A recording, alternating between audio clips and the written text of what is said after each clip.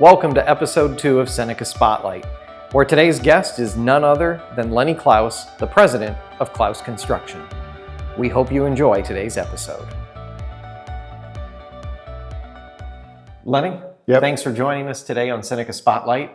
So why don't we start with the softball questions for you? So tell us a little bit about your history and the start of Clouse Construction and walk us through how Clouse got to be. Oh, I see. Okay. Well, thanks for having me here. Hope I get through this okay without making a fool of myself, huh? You'll do fine. Well, hey, I'm Lenny Clouse, and I grew up on a dairy farm south of New Wrigley there. There were 10 kids. I was number 8.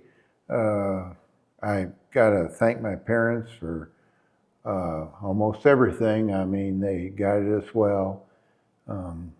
We actually lived like kings. I didn't know it at the time, but financially, we didn't have a whole lot of money. But we took care of everything, put everything away, made sure everything was done right. And when you grow up on a dairy farm, a lot of things that you learn growing up that just are so helpful with life. We always got up early, got our chores done, make sure our livestock were well taken care of and maintained. And when time to milk, that was number one. We took care of them, and all the things in business world, getting up early, making sure things are done right, taking care of things, working extra hours when you have to, whatever you do, right on, word helps. So I grew up, and I didn't know it till recently, but a lot of my ancestors that lived in Germany and Belgium area, they were all contractors, builders, and whatever. So the trades were in your blood. You just didn't know it for the longest time. How many head of cow did they have back then? We ended up with about 25, and then we ended up selling out. My dad didn't want to do it anymore, and had me and my younger brother, Norm's a year younger than me. He didn't want to milk. I would have milked, but we had to do a major overhaul with the equipment. At the time, it was like $50,000. My dad didn't want to invest any money in it, so we just sold the cows, and that was the end of that. So is the old farm still over there in the New Wrigley area? Yeah. Okay. My brother Norm lives on a home place. Oh, wow. Yeah. How neat. Okay. Yeah. Very neat. So you, I guess I learned something. I did not realize that you grew up on a dairy farm. Yeah. Well, we also had hogs and actually chickens for quite a while. Dad was always careful with that. You know, when we were 3-4 years old, we got to take care of the chickens because the chicken wasn't going to stomp us to death or anything like that. So we got to take care of the chickens, you know. I can still remember them things pecking my hand when I'd go in and grab one of their eggs and stuff. And yeah. It was more than once they got their yanked out of the pen. You finally had enough of them. Yeah. Oh, yeah. How neat, though. So what was the transition from you working on a dairy farm growing up? Well, a farm, I guess, in general. And then how did Clouse Construction come to be? You know, just growing up, my dad was always wondering where his tools were. I was always building something. I don't know why. It was easy. I liked doing it, like being creative, and just had a knack for a lot of that stuff. It's really helpful. I've got some employees that are just really good mechanics. I'm not a real good mechanic, but boy, everything's natural to them, and I'll tell you, you know, when they were 5 years old, they were changing plugs and changing oil and tearing engines down and this and that. Same kind of a thing. So, yeah, and that was on my mother's family, actually. But always wanting to build stuff. And then when I was in the shop in high school, I would spend a lot of time in the shop, always had nice projects. Then I was always I'm going to use the word encouraging. It wasn't exactly that way, but I'd encourage other students that were too lazy to even do their own project that they should be doing a project and this and that, you know. Inevitably, what I learned is every time they would fight and fuss and feud about getting something done, but after they did it, they were so happy and proud of themselves that they actually did something like that. Actually, my shop teacher, Mr. Siegel, he was a genius in his own way, and he always told me, he said, boy, he said, you'd be a good shop teacher. You ought to be a shop teacher. You know, you'd be just great at that. And I said, well, yeah, I understand what you're saying, but Mr. Siegel, I said, I don't think I work out real well. And he says, well, why is that? I said, well, you're a teacher and you have to talk to these students in a certain way. I'm not a teacher and I don't talk to them exactly like you do. And I get a lot better results than he did, but so he said, well, what do you mean? I said, well, I'd probably be picking them up, throwing them out the windows or something like that. So he said, oh, okay, yeah. He said, you're right. It probably wouldn't work out too good for you. So that was into that. But after high school, I got a job. I looked for a job for a builder, and I ended up getting a job for Paul Kramer. He's a local home builder there in New Riga, Ohio. And I worked for Paul for 3.5 years, and I learned a lot. And I told my friends, they were making twice the money I was, but I said, hey, I'm looking at this. I'm kind of going to trade school. Mm-hmm. I'm working. I'm making some money. I'm going to school. I'm learning a lot. Paul was a very nice man, but it came to a point where I didn't have any benefits at all, any health care, retirement, vacation time, whatever I made per hour, which was in some instances less than half what my friends were making in the factory. So I asked him about, hey, I could never support a family on this. How can I?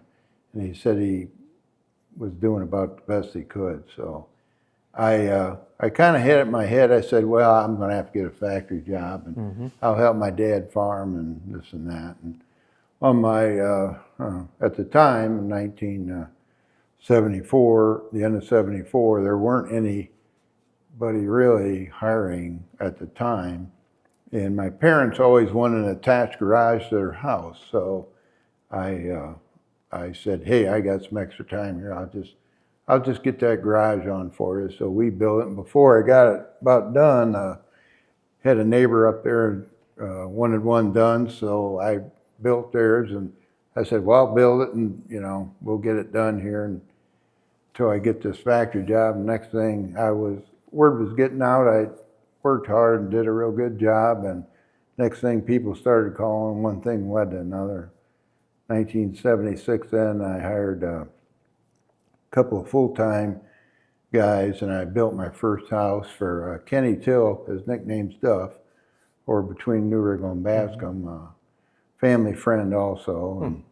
And I don't know, over the years, I probably built 250 homes. I never counted them. It was fine, but how do I say it? I always wanted something bigger, better, and I knew I couldn't work that hard building homes your whole career, your whole life. So I had to do more industrial, commercial stuff. So, yeah. Yeah, well, I think that's exciting. So next year, if I'm counting right, is a big anniversary. Yeah. Can you believe it? Yeah. 50 years. 50 years in operation. Yeah. And you started off building a couple of garages. You probably at the time had no idea it was going to balloon into something like you have now. Well, no, it's funny. I never really wanted to have my own business. That's a little funny thing. But, once I got going, I threw my hat in the ring and stumbled around. There were some tough years, especially through the 80s. I'd gotten married in 1978, beautiful wife, Lynn. And the economy at that time, interest rates were 18%. And I mean, it was tough going for anybody in a contracting business. Sure. And actually here in town, there were 3 big-time, like, commercial industrial contractors. There was Rich Foat and Foat Brothers, and Dariano Construction, and also Hausler Construction. But Rich went out of business, and the other 2 were still in business, but really they weren't. I mean, they got down to skeleton crew, let's call it. I kept telling my help in the day that all we have to do is survive this, and we're going to be able to capitalize on a lot of this business. And sure enough, you did. Because here you are today. How many approximate do you have working for you now? Well, full-time employees on our payroll, I think it's around 85. But there's a lot of people that work for us quite a bit as subcontractors that keep up the schedule. That's kind of, I don't like to get very behind with our schedule. Time is money. If it's a 6-month job, we're getting behind. We get some other people. They help us with site work, concrete work, steel erectors, some carpenters, and then normally, like we did here in the office when we did all the drywall, painting, flooring, that all gets subbed out. So, Well, yeah, as you continue to grow, and now I know your focus is a lot more on commercial and industrial. right, That I don't think you do a whole lot of homes anymore.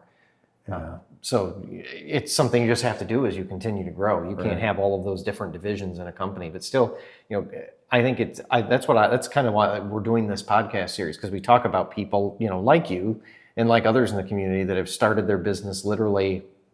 I used to say that they started their business in their garage, but in your case, you started your business by building a garage. And, there you go. And here you are now, 85 employees, and we see Clouse signs all over town. At so many of our industrial buildings, your company has constructed. You're in the process right now of expanding one of them by 50,000 square feet out at Eagle Rock. You had a hand in so many of the ribbon cuttings that we've had recently for folks that have opened new locations or have renovated locations, and you did a tremendous job with this building. For no one who had been through this, where we're sitting right now, you would fall down into the basement. You remember that there was this big hole here where the floor had literally begun to collapse, and then out back, it used to look like a mini waterfall that would come down and flood the elevator shaft of this building. And you and your company stepped up to the plate and did this, and it's just, you've been so good to so many people and companies in Seneca County. It seems like every fundraiser I go to, you're at, and you usually have a table and you're supporting the community. And to me, I think that it's one of the reasons why the moment you said you wanted to be a guest on here, I'm like, we need Lenny on here, because Lenny has done so much for not only Tiffin, but Seneca County as a whole. You're in all four corners of the county and everywhere doing things. And I think it just says a lot about who you are. Yeah. So what's the future? Next year's 50 years. What's the future of the company? Is there yeah. any exciting transitions or changes? Well, I just pray and hope every day that I'm still alive. We do too, Lenny. When you get to be my age, that's it. Yeah, we'll probably have an open house or something. We haven't really talked about it a whole lot, but I guess we've been so busy, it's hard to mess around with planning something like that. So yeah. So to you, what is Seneca County? Talk a little bit about Seneca County and what it means to you and what you like about it here. Well, we've really become over the years, more of a regional contractor, but home's always home. Number one, I just want to say, number one, I'm America. I'm an American. I want to be American. I think, and I have some friends and relatives also, they get caught up in this.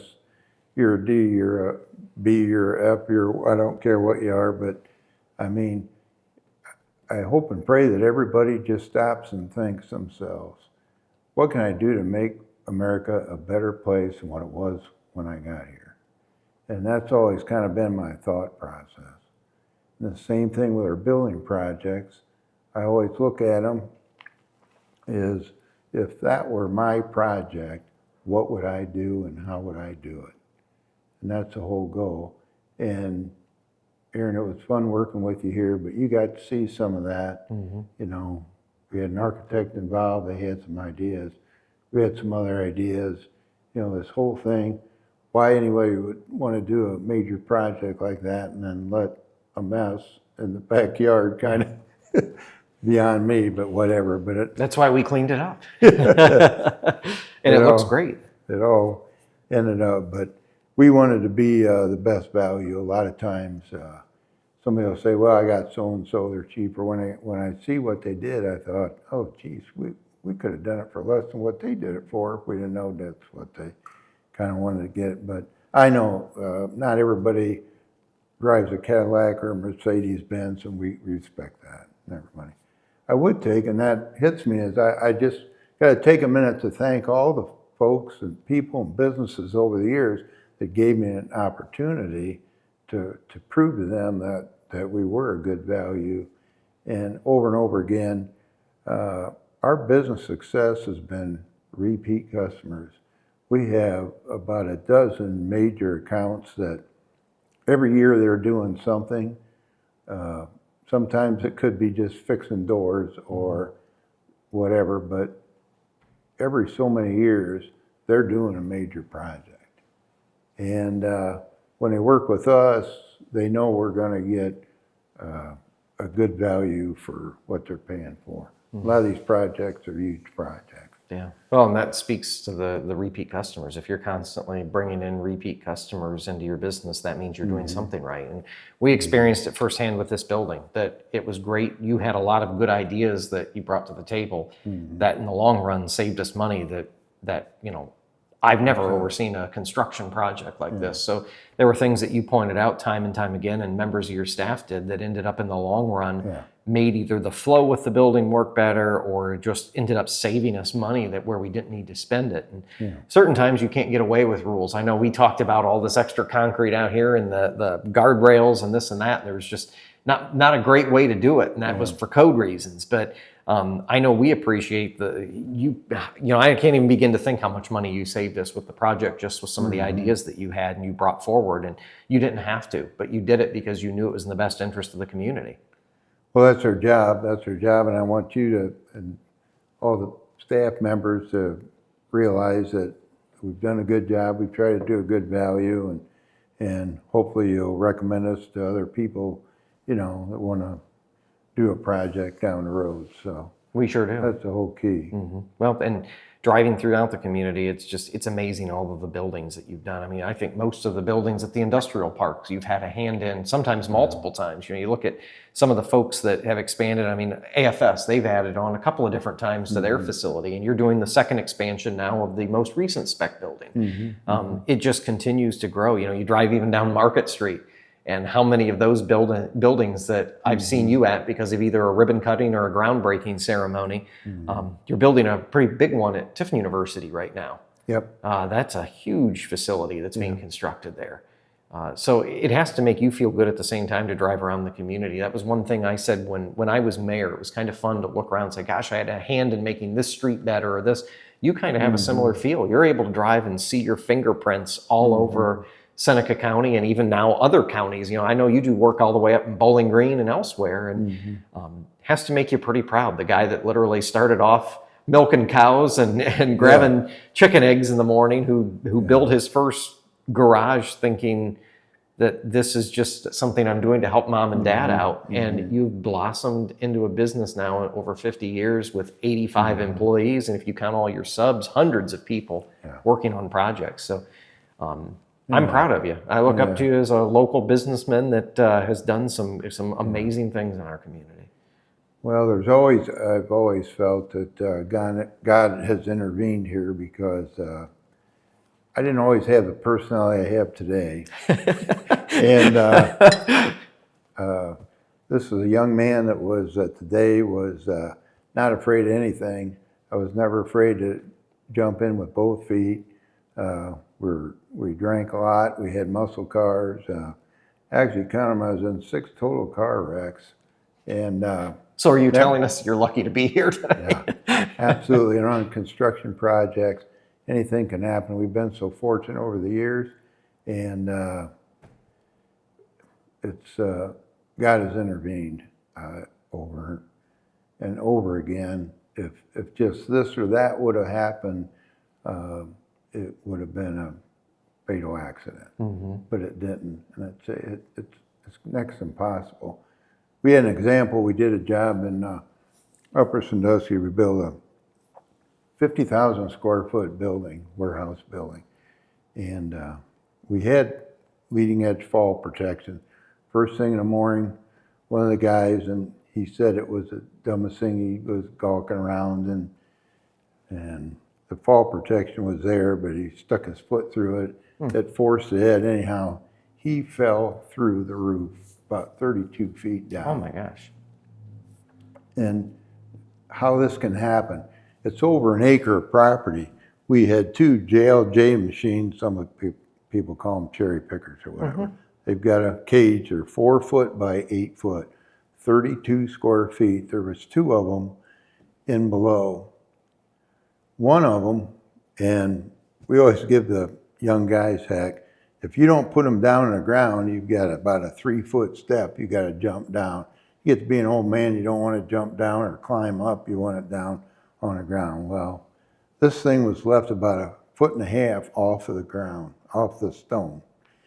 And this guy fell through, and landed in the carriage, and it went down and bounced. So it broke his fall. It broke his fall. Oh my gosh. Went to the hospital, and he walked out of there a couple hours later. They couldn't find anything wrong with him. Wow. And how could that ever happen? Wow. Divine intervention. It has to be. There's no other reason for it. Wow. Well, as you said, over and over. yeah, you've been in 6 accidents. And even just when you look at the struggle, like you mentioned, we had these big construction firms in Seneca County back in the 80s, and all of them going under or essentially contracting and closing up shop. And you made it through it as a new startup company that would have only been 5 to 7 years old at the time. And it just shows, I think what you're trying to say is that it's a lot about smarts, but also a lot of luck goes into this as well. Yeah, luck and hard work. I outworked all my competition. That was our goal. I outworked them. I'd work day and night, whatever I had to do, get something done, get it done right. Probably skills you learned on the farm. Yeah, a lot of it. And most of the guys that I started out with were all farm boys. They knew how to take care of equipment. They were very respectful and that. So yeah, it's incredible. So, what do you hope to see for the future here in Seneca County? Well, this is your chance to talk about whatever you want to talk about. Yeah. I did want to just say, a lot of the good things that I see here. Tiffin, the county seat, has a river running through it. It's a great asset. I've always thought that it should be accentuated more. You go to these other cities with a river in, and it's this and it's that, and we go here and it's running through it. Just kind of a little tidbit. And then the 2 universities, we got a wonderful airport here. The fair is just over. They got Seneca County Fair has done a great job. The East Green, that we got the Ritz, you go on, there's really a lot of walking trails. We're soon going to have a countywide EMS system.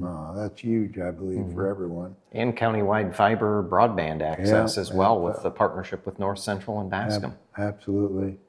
And then, with the location, I love all the cities, Fostoria, Findlay, you got Upper Sandusky, Fremont, they're all kind of the same, a lot of local people, same type of thought process. Let's try to make things better and stuff. But what I'd like to see done, it's been somewhere around 65 years that there's been like a major highway project in Tiffin-Seneca County, which is 224 bypass.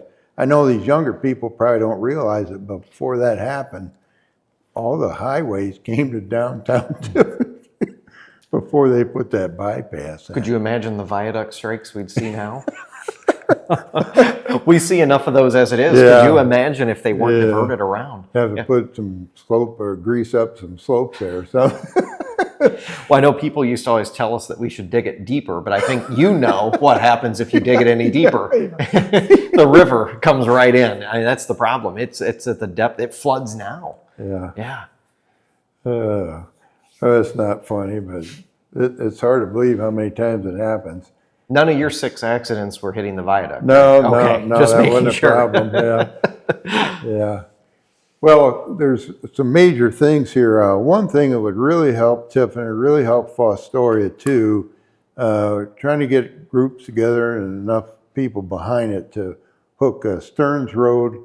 It's 592 in Seneca County, turns into Stearns Road and goes to 75. It'd be great if we had access to I-75, and they're talking about taking Stearns Road and maybe going south and hitting 18. There's an existing on-off ramps there.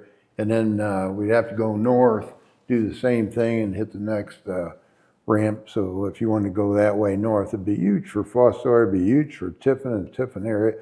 All the truck drivers that we meet up with always complain about 53 South isn't that great of a road, hilly, and ditches are close to the road. Very difficult to see.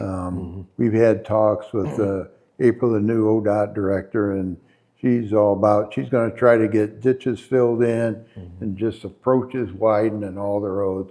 if you look at County Road 6 and 53, I was getting on ODOT about it. There's a lot of accidents there. Oh yeah, historically, that's unfortunately a lot of people have died at that Yeah, intersection. yeah. Well, since they've done this, widened the approaches and did all that and put rumble strips, our county engineer Mark was kind enough to put some rumble strips in there, and since then there hasn't been any fatal accidents, I don't believe. I think somebody did stop there and pull out in front of somebody. That's not a road problem. They just made a mistake on that. So, but yeah, anything we could do. I'd like to get as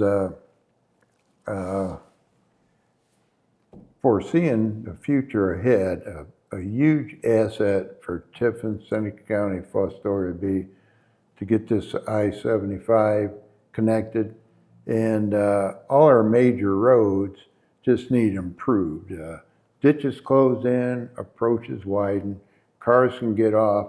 Also for ODOT, it would make their snow plowing a lot easier, their grass mowing, all that, make it safer for the male folks. They can get their vehicles off the road.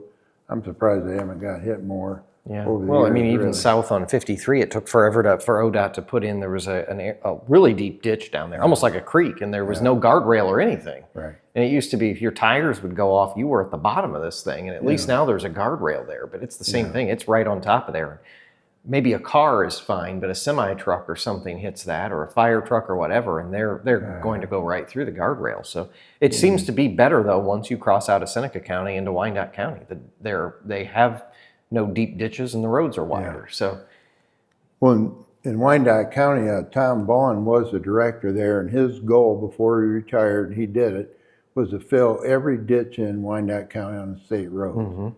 He did it all, and he said he had a year to spare, and they've got bits and pieces of it done here in Seneca County now. April's on board. She actually came from Wyandotte County. oh, well, that's perfect. So she realizes the value in it, and it's a very low cost for the improvement. It's let's call it dirt cheap. Well, dirt cheap, especially when it could potentially save lives, that's important. And then you talk about the Stearns Road connector, and I know that's been a discussion topic for years, but I agree with you because a lot of our semi-truck traffic, that's the route that they take to get to I-75. And I know in my position, so I get all of the leads, as you know, you're on our board, all of the leads that come down from manufacturers or data centers or whatever it may be looking for locations in Ohio, I get the lead. And you don't understand how many of those leads we can't even apply for because we don't have 4-lane highway access here in Seneca County. So I think we're one of 4 or 5 in the state that do not have a 4-lane highway in any part of the state. And I think that's absolutely key. I know we talked about before we started the interview, State Route 23 that goes from Toledo to Columbus, Ohio, and all of the issues, especially get down to Columbus, and I think there's something like 37 traffic lights or whatever you hit. And I'm hopeful, it sounds like the governor is behind the widening and expansion of 23, and that could also drastically benefit Tiffin and Fostoria in Seneca County, because that means if that thoroughfare is widened, it means more vehicular traffic, it means safer traffic, and I think this all ties hand in hand together right in that Stearns Road area that you're referencing. If you look at the state highways in Seneca County, they really, our forefathers did a great job setting it up. It's kind of a wagon wheel. There's roads going every direction. Problem is, over time, you know, other than the 224 bypass, I mean, that's been it. We've kind of lost out here. If you go over to Findlay and Hancock County and check out what's over there, even that 99 bypass, and look at the development. That was just farm fields. They ran the road, sewer and water, did a TIF on it. Boom, you know, they've got huge warehouses and everything. Since its proximity to 75 really helps, but if you could get to 75 easy, or, you know, North 53 isn't too bad and getting to the turnpike, you know, but South 53 in Seneca County it's a bad road, poorly developed for today's traffic. And safety also. 224 East is right behind it. Actually, State Route 4, I don't get over the east side of the county that much, but that's a bad strip of road too, so. Yeah, a lot of them just have those poor intersections where roads are not squared off. They kind of have that's the true, angled too. roads that enter to where you have to almost look behind you to try to cross. And there's a lot of them, like the 67 and 224 intersection, where you've got to kind of pull out and then, hope that no one's coming over that hill because they're right on you, a semi truck or something. So yeah, there's certainly a lot of improvements that need to be made. So I'll ask you, and I probably know what you're going to say here, but if you had a magic wand that you could do one thing here in Seneca County, what would you do with it? If I had a magic wand. Yep, you could do one thing. One thing. Yeah, I'd get the state highways especially improved, and it could be simple improvements, widening the berms, widening the approaches for everyone's driveways, especially these township and county roads. The state of Ohio, most folks probably don't understand this, they have requirements. If someone wants to build a building on a state road, you have to have a 50-foot radius on both sides plus the width of your driveway. And most drives are like 22 feet. Yeah. So that makes it a 122-foot wide approach. Most of these township and county roads in our county, some of them are like 30 feet. And actually kind of ashamed, Mike Stormer was the director of ODOT District 2, which Seneca County is a part of. He's since moved on to Toledo. I hated to see him leave because I really had his ear there for a while, but I kind of shamed him into redoing the County Road 6 and 53 approach.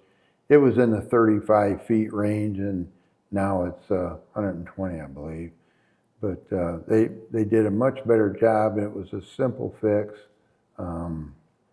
for them. And every county and township road, they should meet ODOT's requirement for a private drive. I mean, why should a private drive be 3 times wider than a township or county road? I mean, and these farmers, it helped the farmers and everybody out. Most of them have semi-tractor trailers anymore. I mean, they need more room, radius to turn on. So all you're asking is the state to follow their own rules they set aside for everyone else. Yeah, that's what got Mike on that County Road 6 and 53. I said, Mike, this doesn't even meet your standard. This isn't right. This is a public highway. Since when should a private drive be wider, bigger, better than the county state or a county road? County road. It doesn't make any sense. And Mike Kirshner, ex-commissioner, did a lot of work. And, yes, he did. And with this, and Seneca County, we believe, has been getting shortchanged on the amount of money that's sent here. But there again, squeaky wheel gets the grease, and I don't think the folks in Seneca County have squeaked enough. Well, I know Mike really squeaked a lot. I know he did. Mike really did. He read the Riot Act a few times, I think, to the folks from ODOT when they came to the commissioners' meetings. So, yeah, just asking for our fair share of money to be spent here in Seneca County to keep our roadways. Because you were right, everything that you harped on the state about with 6 and 53, and the changes were made, and the amount of accidents and especially fatalities now. Yeah. It has really decreased at that intersection. Right. You can never make an intersection entirely safe, but the main takeaway, I think, what everybody's going to say is that Lenny Clouse just wants roundabouts in Seneca County, right? Oh, yeah, no.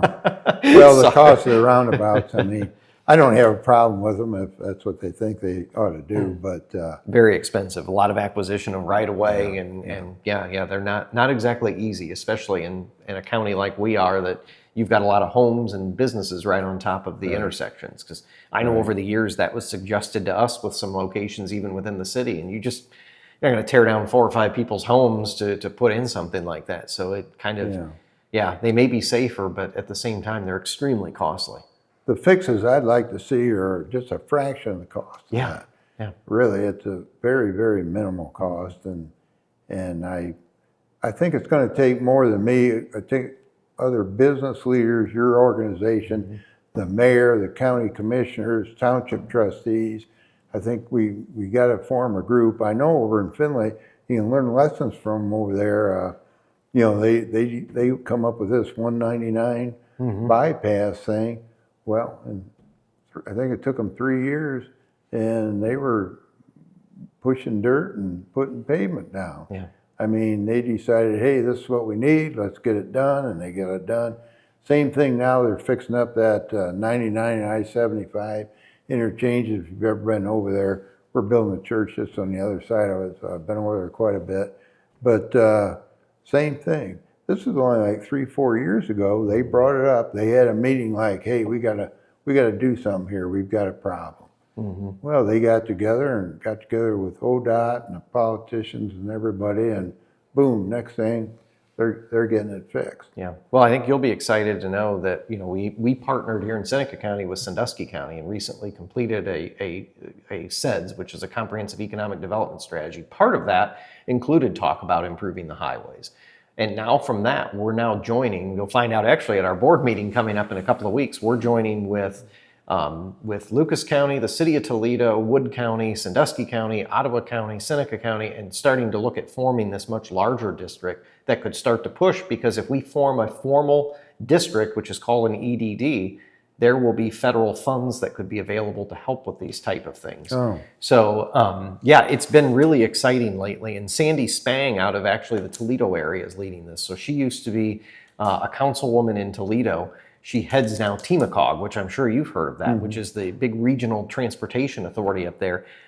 They're going to help. And I think if we can start speaking with this collective voice and of a mission, especially focusing on Stearns Road, 23 improvements, I-75 improvements, that's something that all of these different entities can get on board with because we all are affected by it. So we have a lot louder voice when we all, as you said, squeak together. And I say we might have to start screaming together, but I think we're going to make some really big headway in the coming years if we can all stick together.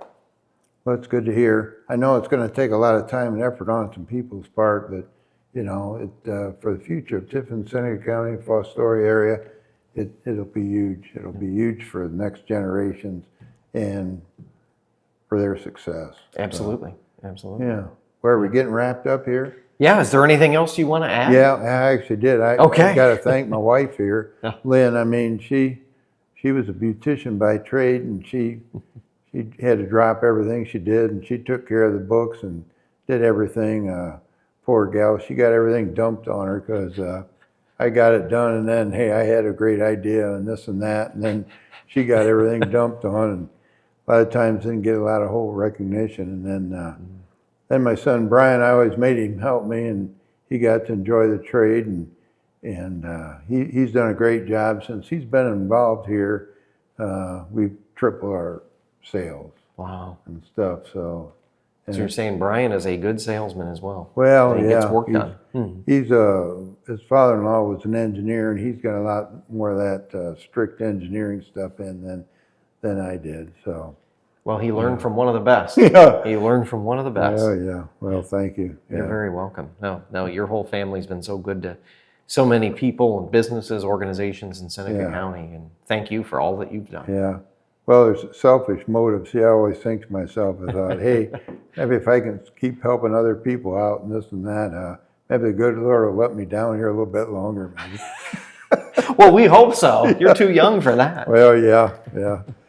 Okay. Yeah. Right. Anything else you have today, Lenny? No, just want to thank Brian and his family. They put up with a lot, and it's tough. Well, you don't think it isn't. It isn't for everybody. It's a tough business, but our whole deal is we're going to make the best of every situation. And you have. Well, thank you for joining us today. Yeah, thanks a lot. Thank you, Lenny. Hope I didn't overrun my time here. No, you're good. We appreciate it. It's been great. Yeah, thank you. All right. Thank you. Thank you. Yep. Bye-bye.